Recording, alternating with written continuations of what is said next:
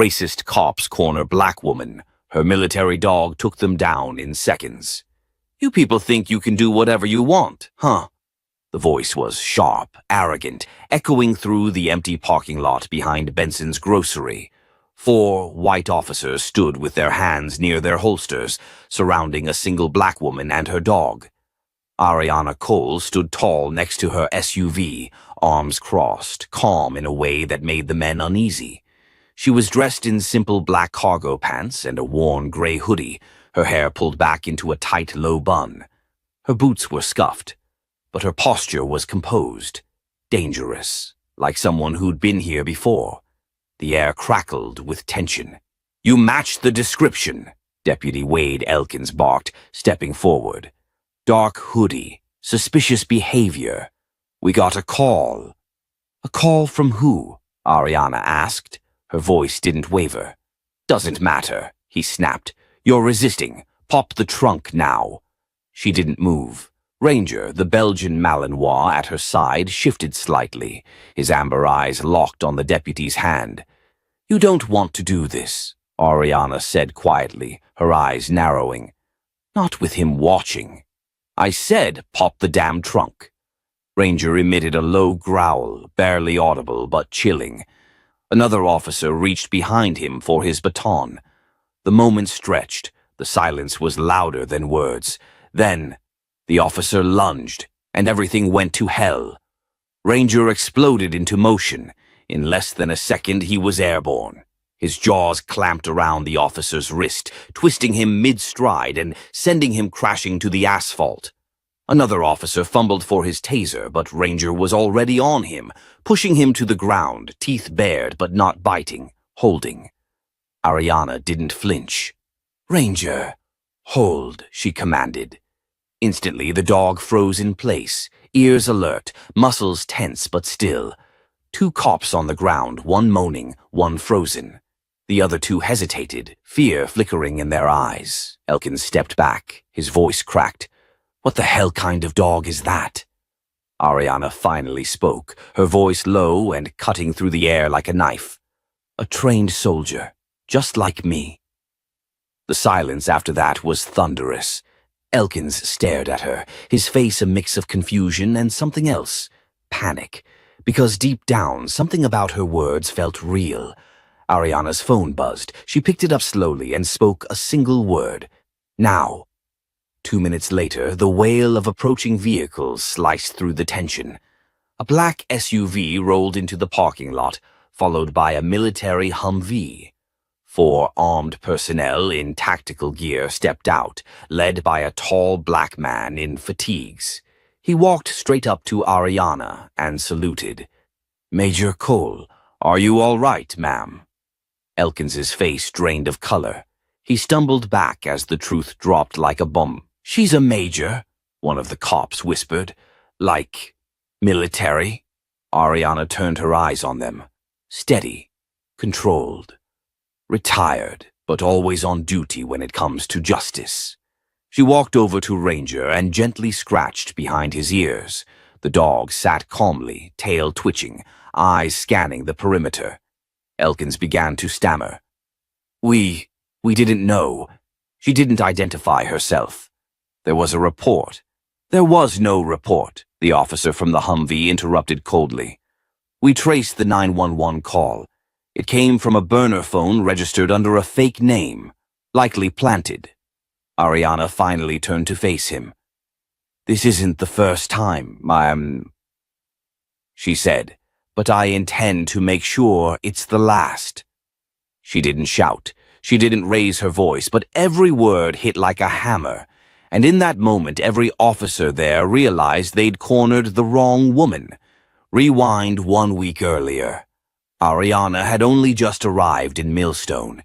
She'd taken leave from her base near Fort Benning and driven 3 hours north to settle into a quiet house left to her by an old family friend. She wasn't here for war. She was here to heal, to write, to breathe. But the town had different plans. The first encounter came at the grocery store. A woman, mid-40s, platinum blonde, wearing a pastel cardigan like a uniform, had shoved her cart in front of Ariana's and hissed, This line's taken. Ariana had simply stepped to another aisle. Later that day, the woman, Tracy Elkins, filed a complaint with store management, claiming Ariana had threatened her.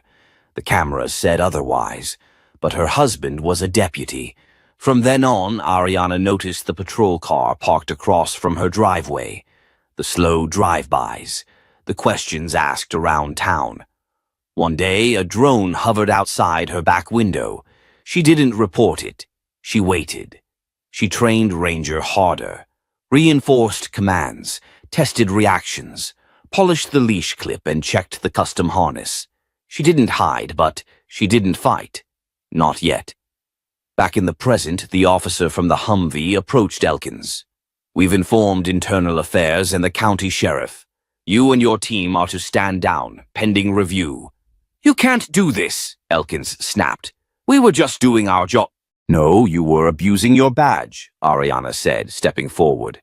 "And you're lucky this dog's more disciplined than you are." As the officers were escorted away, Ranger walked calmly beside Ariana, tail lifted high. People were gathering now, onlookers, phones raised, recording. One teenage girl whispered, "She's a soldier. With a war dog?" The rumor would spread fast. Ariana didn't care. She looked to the sky, sunlight cutting through the clouds, and whispered just loud enough for Ranger to hear. "This town's about to learn what justice looks like." And Ranger, her partner, her weapon, her shield, sat tall beside her, waiting for what came next. The next morning, Ariana Cole sat in her kitchen, staring at a lukewarm cup of coffee.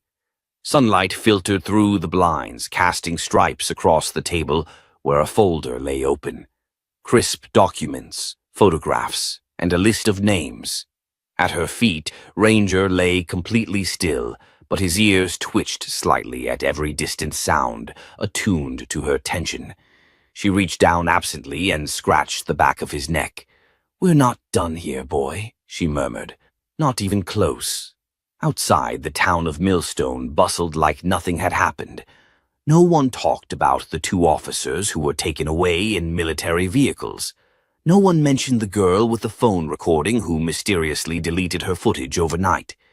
Everything had been smoothed over too fast, too cleanly.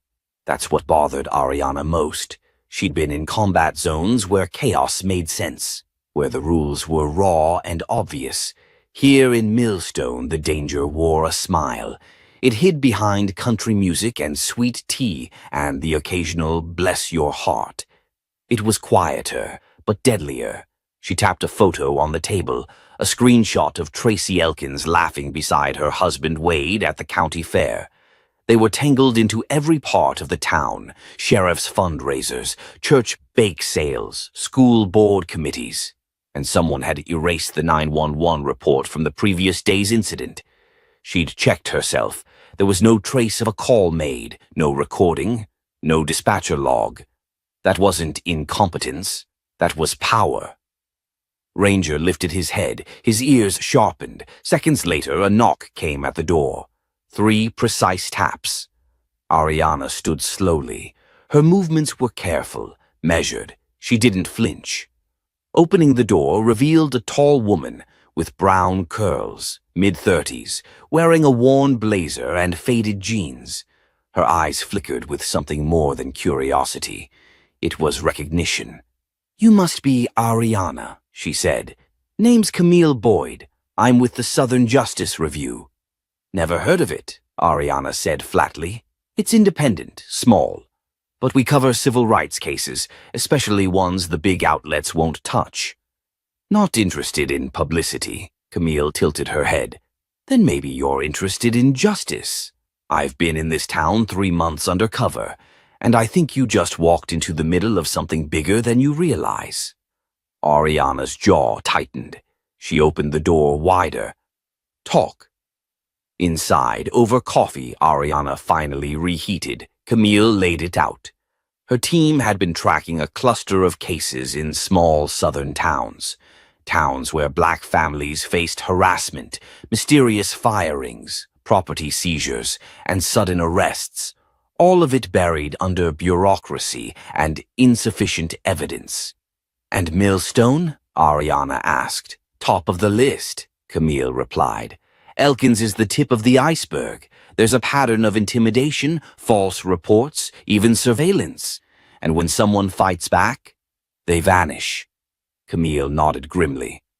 "We had a teacher last year, lived on Maple Street, complained after her car was towed from her own driveway.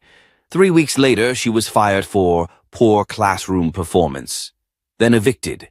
No court records. Nothing." Ariana leaned back. Her mind worked fast, combat instincts applying themselves to a new battlefield. "I need names, faces, timelines." Camille slid over a USB drive. "Everything we have.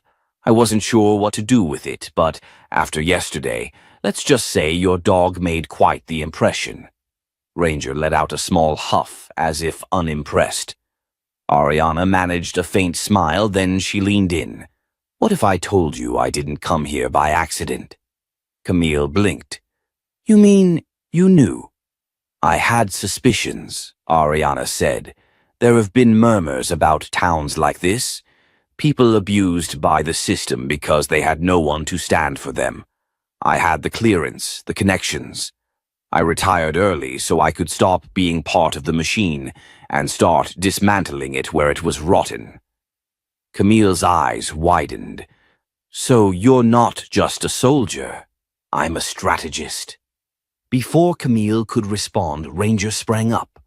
Ariana was already moving, grabbing her phone and switching to the external security cam. On screen, a dark sedan parked across the street, tinted windows, no plates. She cursed under her breath. "They're watching," Camille said. "They're escalating," Ariana corrected. She walked to the closet and pulled out a locked case. Inside, a compact drone, 2 encrypted phones, and a small body cam disguised as a button. Camille stared. "You were really prepared for this, huh?" "I didn't come here to blend in. I came here to smoke them out." She handed Camille the button cam. "You're going to the town council meeting tonight. They'll pretend it's routine, but they'll be watching who shows up, who speaks, who doesn't. You'll be my eyes." "What about you?" "I've got a different meeting." That night, Ariana dressed down. Jeans, flannel, no makeup. She parked her car 3 blocks from the sheriff's office and approached on foot with Ranger beside her. The building was quiet, too quiet for a Friday evening, but one back window glowed. She crouched near the alley and pulled out a listening device. The tech was old, but it still worked. Inside, she could hear voices. "Elkins is suspended, sure," one man said, "but that woman's a problem. That dog's military, and that journalist, Camille Boyd, she's been sniffing around." "Then we need to make them disappear," another voice said coldly. "Do it clean, like last time." Ariana's blood went cold. This wasn't petty abuse of power. This was organized. She tapped a button and began recording. Ranger pressed in closer, silent and ready. Suddenly, the back door creaked open. Ariana turned, heart pounding. A young officer stepped out, barely more than a kid. But his face froze when he saw her. She didn't move. He glanced at her, then at Ranger, then back. "You shouldn't be here," he whispered. "Neither should you." He hesitated. His hand hovered over his weapon. Then, in a move that stunned Ariana, he dropped it, hands up. "I didn't sign up for this," he said. "They told me we were helping the community, but they're hiding things, hurting people." Ariana stared at him. "Then help me expose it. I'll get you everything. Just promise me one thing." "What?" "When this blows up, protect my family." She nodded once. "You have my word." Back at home, Ariana uploaded the audio and cross-checked Camille's files. The puzzle was becoming a map, one she could finally navigate. Her phone buzzed. A new text, unknown number. It read, "You made a mistake coming here, Major. This town isn't yours to fix. Leave, or we'll fix it for you."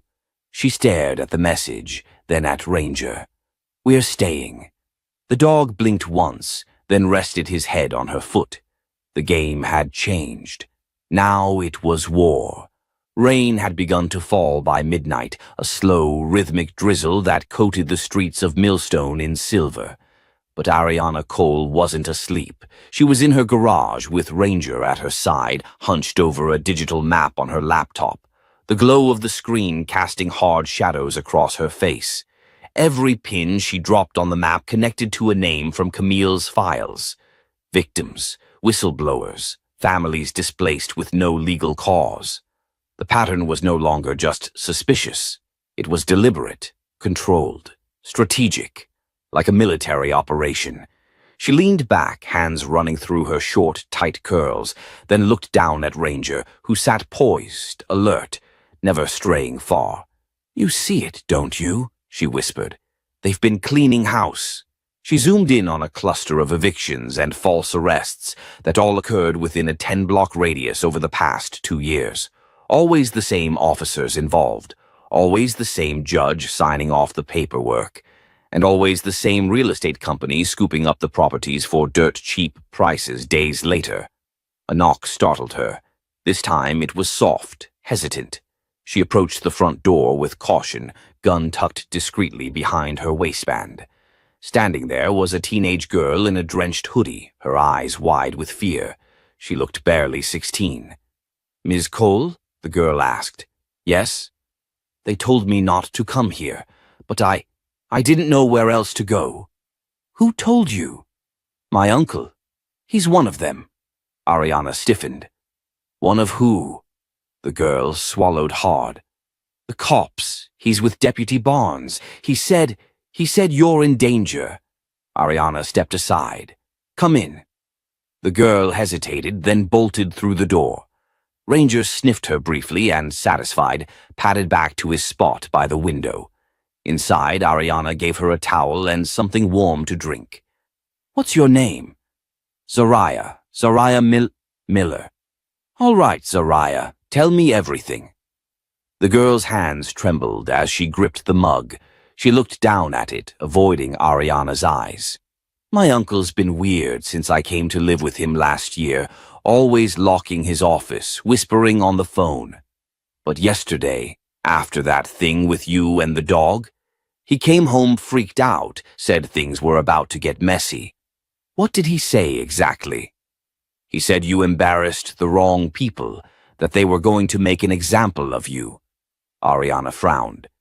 "Did he say when?" Zariah nodded. "Tonight. He said it would look like a break-in.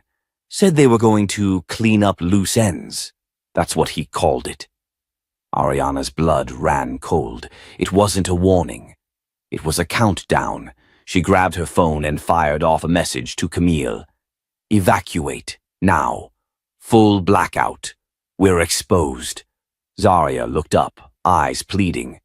"You're not going to let them get away with this, right?" Ariana reached for her shoulder bag and pulled out a device that looked like an old key fob. With a flick, the entire house's interior lighting shifted to red emergency mode. "No, I'm going to stop them." At 2:14 a.m., a black SUV turned off its headlights a block away and coasted quietly down the street. Inside, 3 men dressed in tactical gear loaded non-lethal weapons and plastic cuffs. They weren't here to ask questions. They were here to disappear someone. Inside the house, Ariana had killed all main power except security. The windows were locked down with magnetic bars she'd installed the day she moved in, just in case. She stood in the center of the living room, motionless, holding Ranger by his collar. The dog's muscles were taut, every sense sharpened. She whispered, 3, 2, 1. A crash echoed at the back of the house. A second later, the front door burst open. Ariana released Ranger. What followed wasn't chaos, it was precision.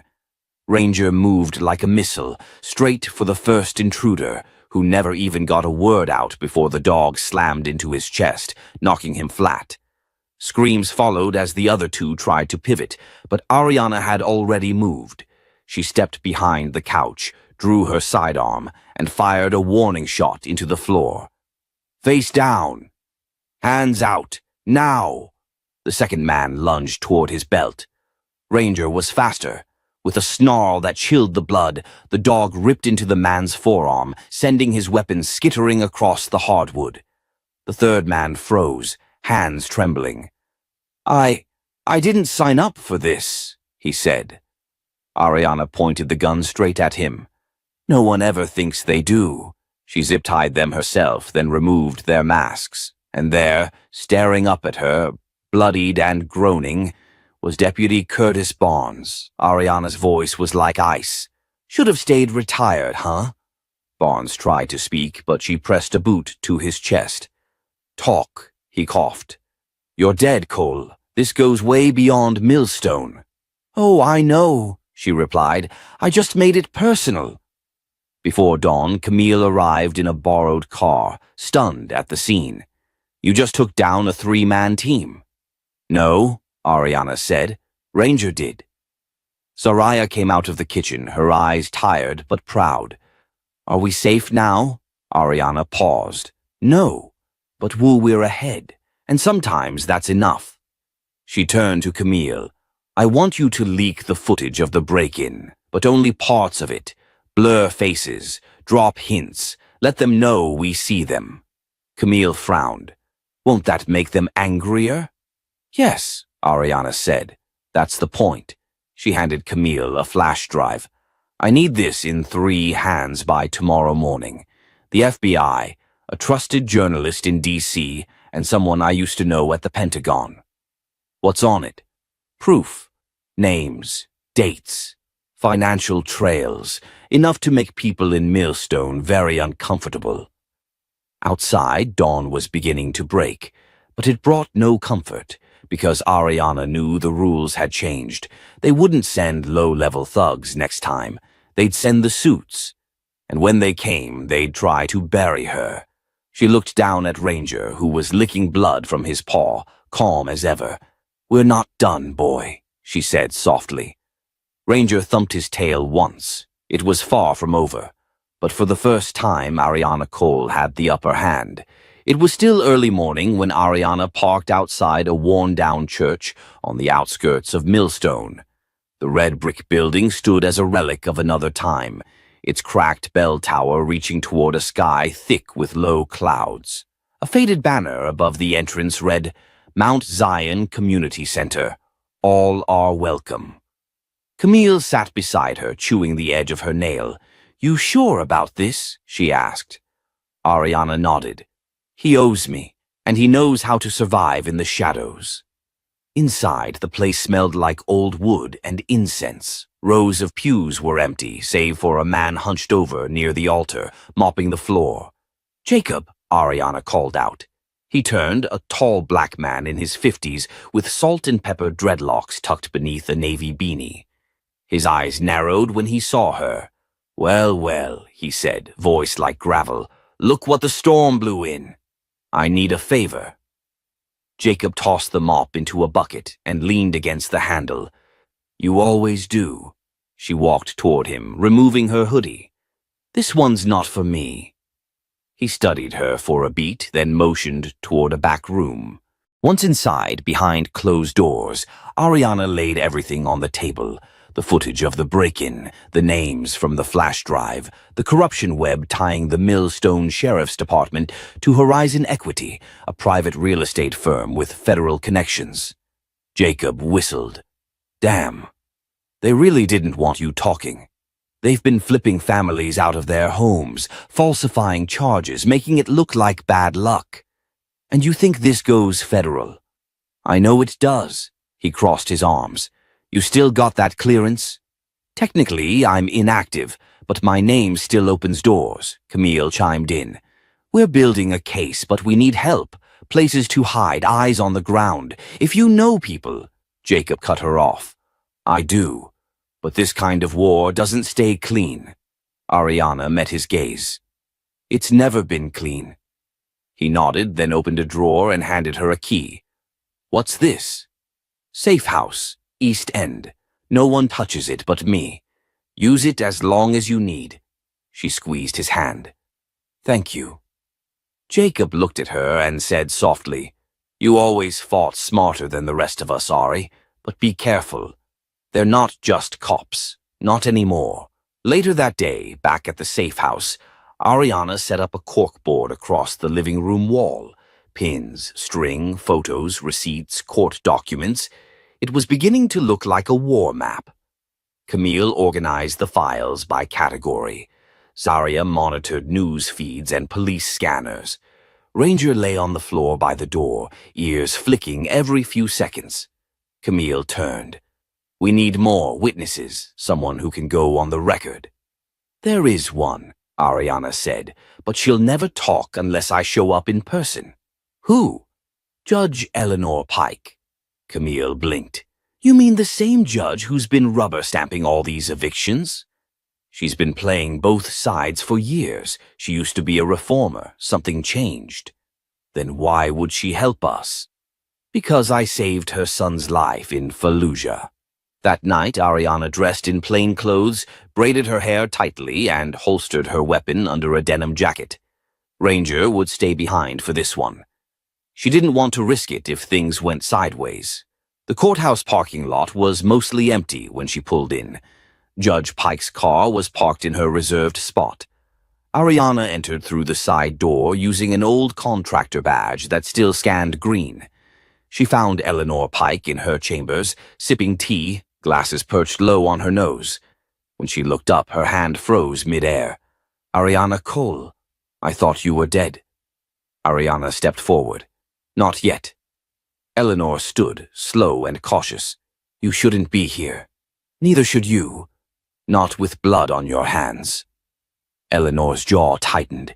"You think I enjoy this? That I wanted to be part of this machine? I think you stopped caring." The judge looked away. "They threatened my family.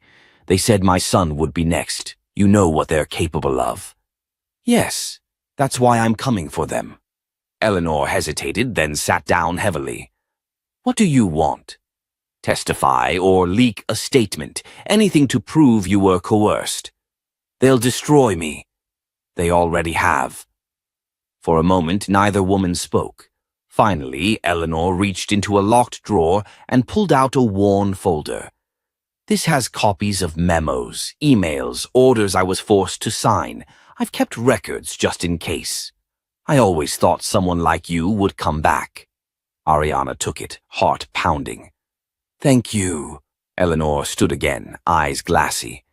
"You better finish this, Cole. Don't leave it halfway." "I don't leave things undone." As Ariana turned to leave, Eleanor added, "They'll send someone for me when they realize I helped you. Just make sure it wasn't for nothing." Ariana paused at the door. "It won't be." At the safe house, Camille skimmed the documents with a stunned expression. "This is it. This is the smoking gun." Ariana nodded. "Then we leak it, but slow. Strategic." Zarya rushed in with a tablet. "You guys need to see this." On the screen was a breaking news segment. 3 deputies suspended after leaked body cam footage shows them forcibly entering a civilian home without a warrant. It was the clip Camille had leaked days earlier. "They're rattled," Ariana said. "Perfect." But just then, Camille's phone buzzed. She picked it up and froze. "What is it?" Ariana asked. Camille's voice was flat. "Jacob's place. It's gone. Fire. Whole blocks sealed." Ariana felt a cold knot form in her gut. They're sending a message. And it was clear now. This wasn't just about Millstone anymore. They were at war. And it was time the country saw it. The smoke hadn't even cleared from the ruins of Jacob's safe house when Ariana stood in front of it, her fists clenched at her sides. Charred brick, burnt beams, a twisted metal sign that used to read Mount Zion. Ranger growled low beside her. The big dog hadn't stopped pacing since they'd arrived. His hackles were up, nose twitching at the soot. Camille stepped next to her, eyes wide with grief. They didn't just burn it down, they made sure it looked like a warning. "They didn't expect we'd show up this fast," Ariana muttered. "They probably thought we'd back off." Ariana turned. Then they don't know who we are. Camille nodded slowly, but her voice cracked when she added, Jacob was the last link to this side of town. He held people together. They took that from us. No, Ariana said. They tried. Now we remind them who they're dealing with. She pulled out her phone and hit a contact labeled Commander Riley, Fort Warner. It rang once. A voice answered. Cole? I need access. Riley didn't hesitate. You've been off-grid, and now I'm back. 3 hours later, Ariana and Camille drove through the secured gates of Fort Warner. A military police officer saluted as they passed, and Ariana returned it without a word. Camille looked around in awe. Is this where you trained? No, Ariana replied. This is where I became dangerous. Inside the command center, Ariana met with a select group of former operatives and intelligence analysts. Men and women she'd once trained beside, trusted with her life. Riley, a lean white man with graying temples, clasped her shoulder tightly. You never show up unless it's about to get messy. It's already messy, she replied. I need your comms team, and I need to borrow one of the deep ops rooms. He gestured her through. Go to war, then. Inside the ops room, screens lined the walls. Camille's hands shook slightly as she sat at the console, logging into secured feeds. Zoraya's voice came through the encrypted call line. We've got movement. The sheriff's department is bringing in private contractors. Ariana narrowed her eyes. They're escalating. More than that, Zoraya continued. They're clearing people out of South Ridge by force. Evictions, no warrants. 2 schools already closed. They're trying to smoke out every witness. Ariana looked at Camille. Pull up Horizon Equity's database.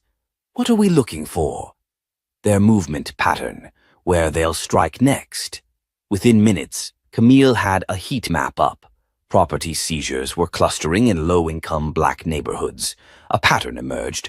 Block-by-block displacement, masked under legal jargon and false charges. They're creating a vacuum, Ariana said, making it look like the community left by choice. Which means we've got hours before they hit the West End. She stood. We're not going to let that happen. That night, under the cover of darkness, Ariana drove alone into South Ridge. Ranger sat in the back seat, calm but alert. She wore tactical gear, a bulletproof vest under her jacket. She wasn't just investigating anymore. She was intercepting. 3 black SUVs were already parked on Lincoln Street, headlights off. She parked down the block, slipped out quietly, and signaled Ranger to heel. They crept through alleyways until Ariana spotted the contractors. 6 men, fully armed, dragging families out of a duplex at gunpoint. A mother screamed as one of them shoved her teenage son against the hood of a car. Ariana raised her voice. You've got 5 seconds to back off. The men turned, startled. Who the hell are you? One snapped. I'm the nightmare your boss forgot to plan for. They moved toward her, cocky, guns still raised. Ariana tapped her thigh. Ranger. In one fluid motion, the massive Belgian Malinois lunged. He took down the first man with terrifying precision, sending him crashing to the pavement. Screams broke out.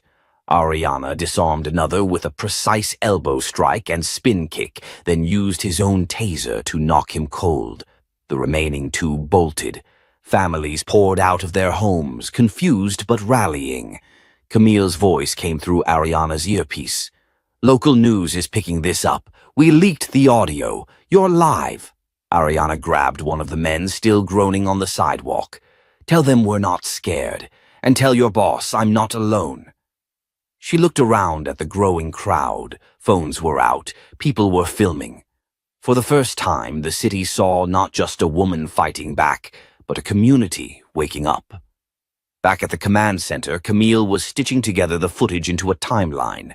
Zoraya was contacting local lawyers and rights groups. Judge Pike had gone silent, but Ariana knew that silence meant she was preparing something big. When Ariana returned, bruised but unshaken, Riley pulled her aside. I've got bad news, She braced herself. Your name hit a federal alert list. They're flagging you as an agitator. Some DC office just gave the green light for surveillance. Ariana exhaled, jaw tight. So it's official. They're coming. Riley paused, then slid her a sealed envelope. You're going to want to read this. She opened it. Inside was a classified report, signed orders. Horizon Equity had secured a covert deal with Homeland Security to run urban renewal ops in distressed areas with full immunity. She looked up. This is what we needed. Riley nodded. But it also means you've got about 2 days before they scrub the files and vanish. Ariana turned to Camille and Zariah. We go public. We bring the full story. Everything. No more shadows. Zariah leaned forward. We better be ready. Ariana looked at Ranger, then out the window toward the sleeping city. We were born ready. It started with a glitch. Camille was halfway through editing the footage from Lincoln Street when the feed froze. Static hissed across the screen for a second before it went black. Then the screen flickered and a new file appeared on her desktop. She didn't download it. Her heart pounded as she clicked. A live camera feed opened, grainy, low light, time-stamped 5 minutes earlier. The image showed a man in a dark hoodie slipping into an underground parking garage. Behind him, 2 figures followed silently. One of them had a badge clipped to his belt. Riley, Camille whispered, her throat dry. He was being followed.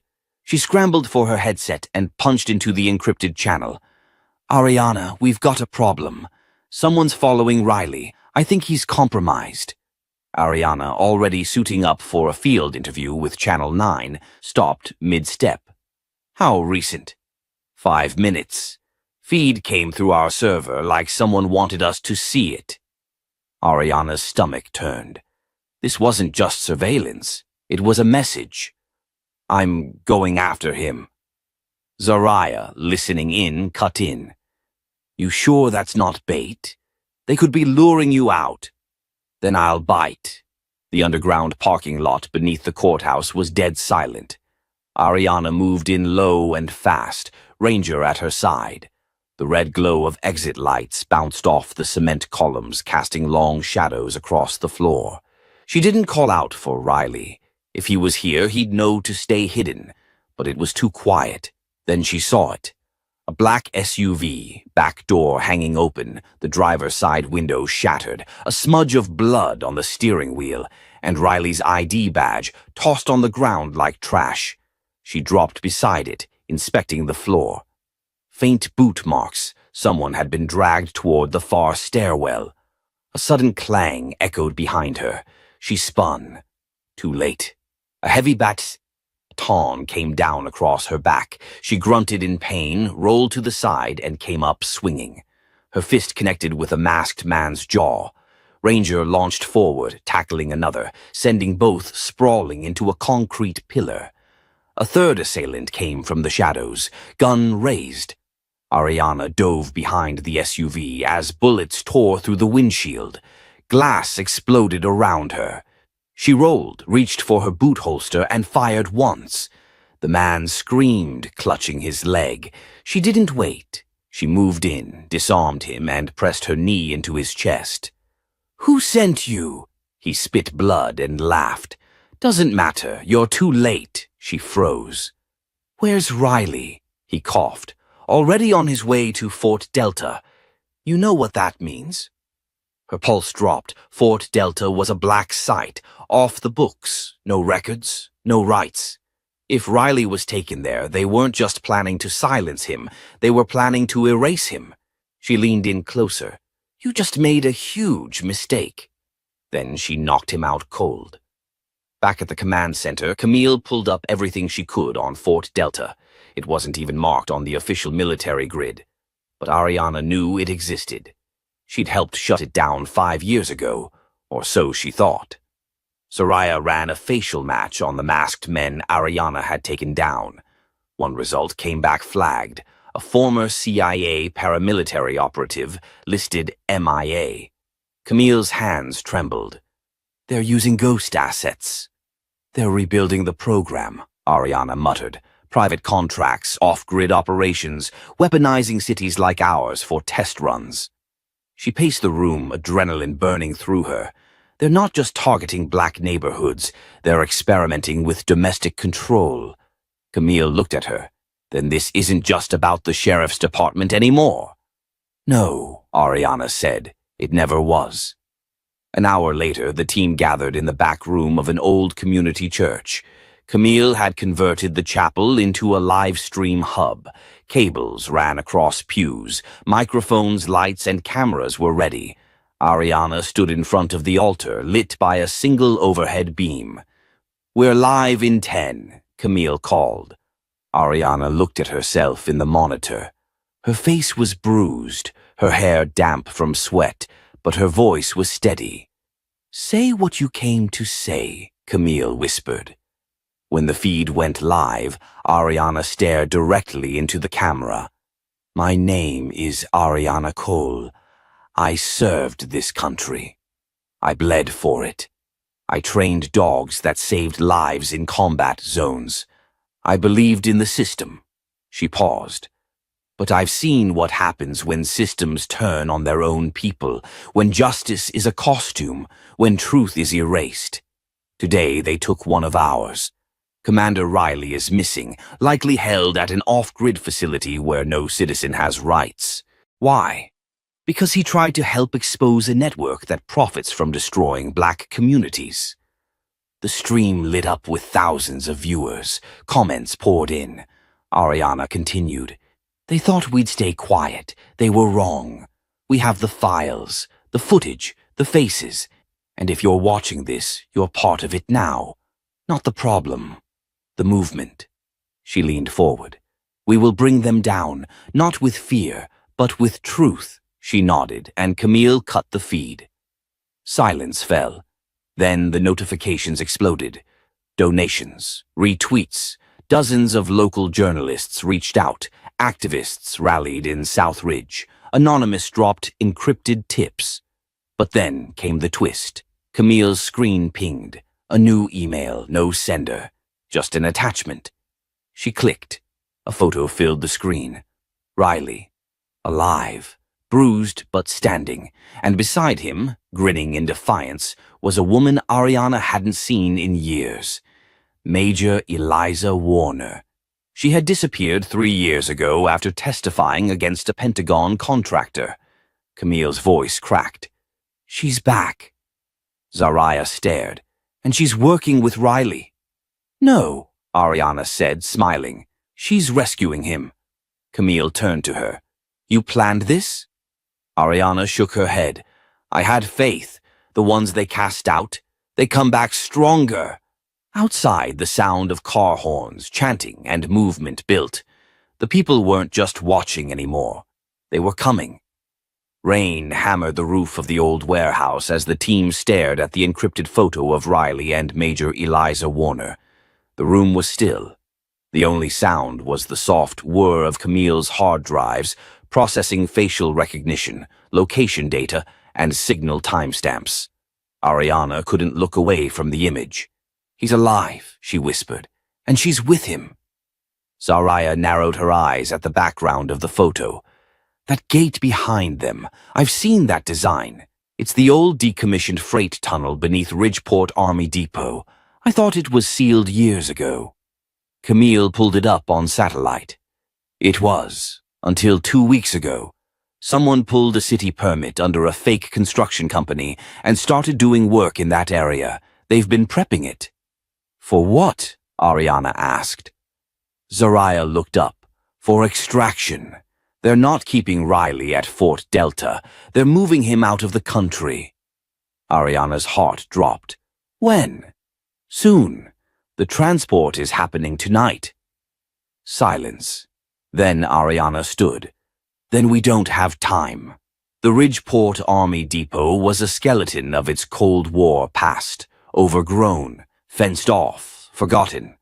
But beneath it, tunnels that ran for miles, once used to move nuclear components discreetly through the Midwest. Now, a perfect black site, Ariana, Zariah. Camille and Ranger moved fast through the undergrowth, dressed in tactical black. Camille carried the portable command unit. Zariah had schematics. Ariana had a Glock, a flare, and Ranger's leash clipped to her belt. They bypassed motion sensors and crawled through a vent shaft until they reached a metal service door. Zariah tapped the lock panel with a hacking key and nodded. 2 minutes. Then we move.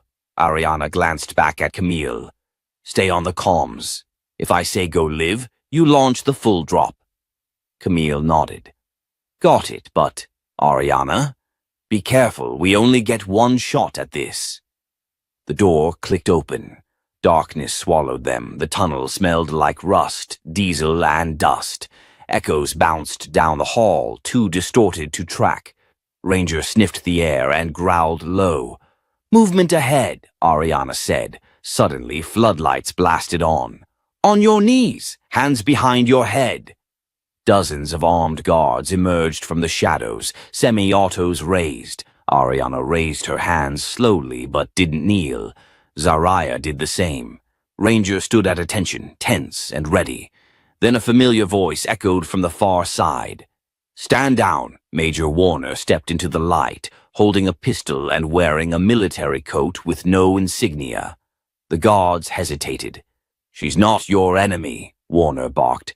I'm the ranking officer here, and if anyone takes a shot, they answer to a court-martial. The tension broke like glass. Several guards slowly lowered their weapons. One of them, a younger man with a nervous twitch, said, We were told to shoot intruders on sight.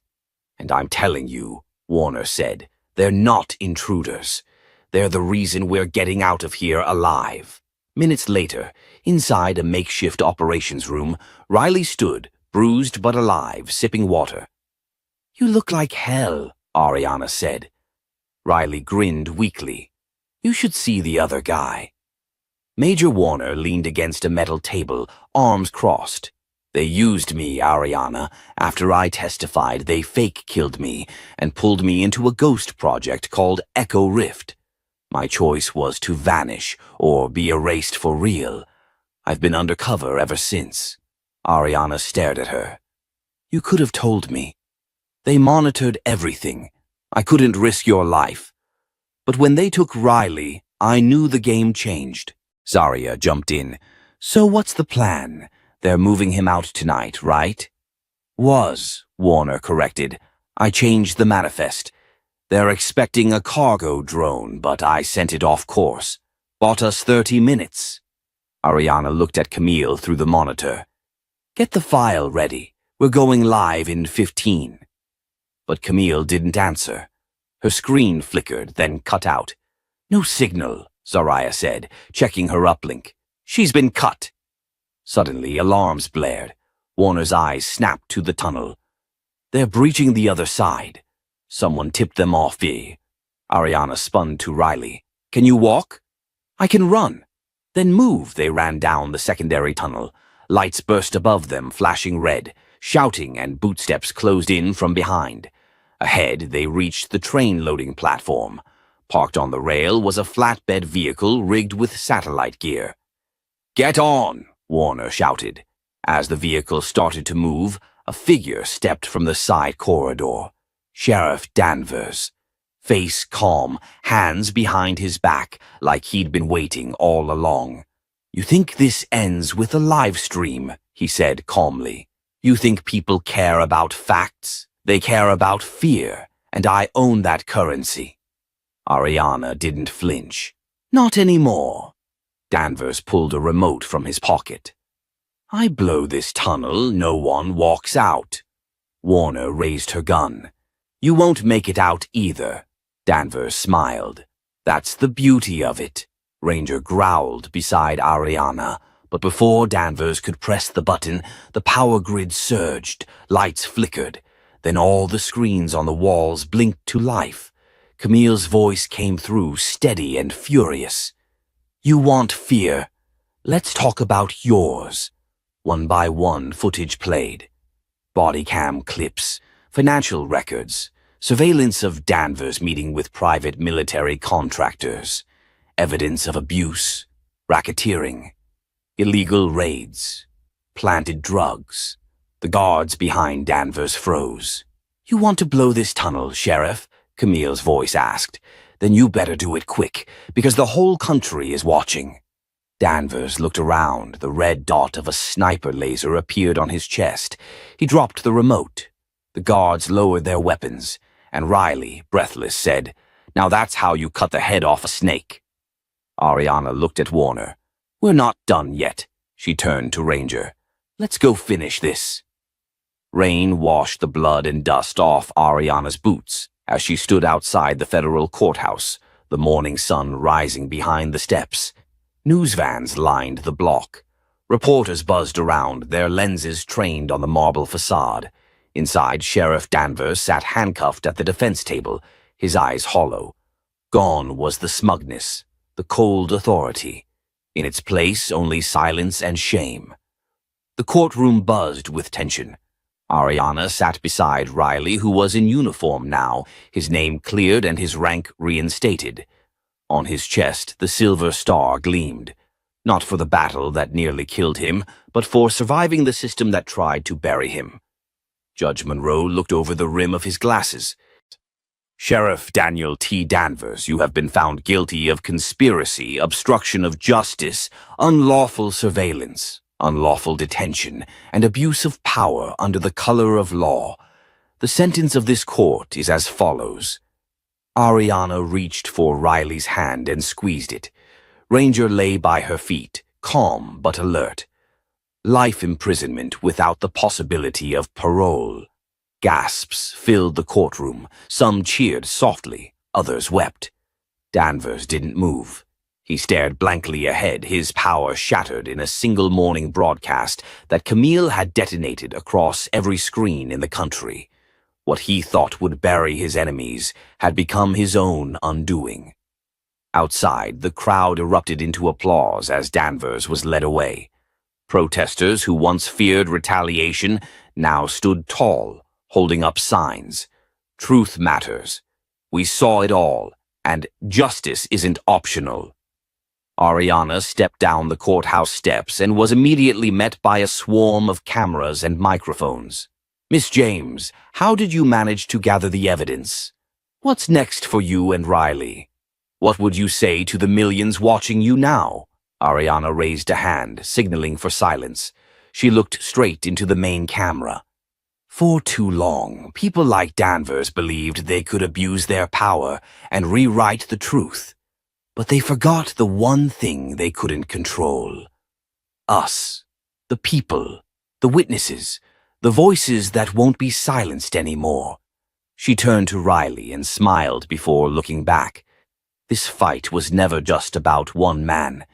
It's about all of us, standing up when it's hardest, believing in each other when it matters most, and protecting the truth when it's under attack. I didn't win this alone. I had backup. She looked down at Ranger, who perked his ears proudly and added, "And sometimes your backup has 4 legs and a bite stronger than your fear." The crowd laughed, tension melting into admiration. She continued, "If you've ever felt powerless, like no one's listening, I want you to know, your voice can shake the ground, your story matters, and if you don't tell it, someone else might try to erase it." The camera zoomed in. "And if this story moved you, if you believe in justice, in truth, in people rising when they're pushed down, then share this story. Subscribe to the channel. Help us shine a light where others want to keep us in the dark." Riley stepped forward, lifting a hand in salute to the crowd. Camille's voice buzzed in Ariana's earpiece, teasing, "You two are trending again. You're either going to be heroes or trouble magnets forever." Zoraya's voice came next, dry and amused. "I vote both." Later that night, Ariana sat on her apartment's rooftop, overlooking Ridgeport's skyline. Riley strummed a quiet melody on his guitar beside her. Ranger lay curled between them. Lights from the city blinked like stars. "You know," Ariana said, her voice soft, "when this all started, I thought I was just saving a dog." Riley looked at her. "You did more than that," she smiled. Turns out the dog saved me too. They sat in silence. Then, from her phone, Camille's face appeared. We've got emails flooding in. Stories, testimonies, people who've been silenced for years. They're ready to speak up. Ariana nodded. Then we listen. And just like that, the mission wasn't over. It was only beginning. If you felt something reading this, if you saw a piece of yourself or someone you love in this story, don't let it end here. Subscribe to our channel, share this story, and stand with those who dare to speak the truth when it's easiest to stay silent. Your voice has power. Let's use it together.